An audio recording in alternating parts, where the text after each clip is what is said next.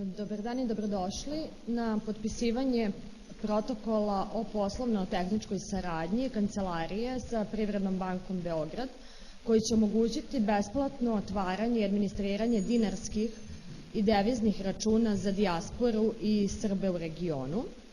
Danas su sa nama direktorka Kancelarije dr. Slavka Drašković, pomoćnik direktorke Vukman Krivokuća, predsednik izvršnog odbora Privredne banke Beograd, gospodin Miodrag Salaji, i član izvršnog odbora Privredne banke Beograd, gospodin Miodrag Vilparić. Najpre bih vas zamolila da pristupite potpisivanju protokola, a onda će nam se govornici obratiti.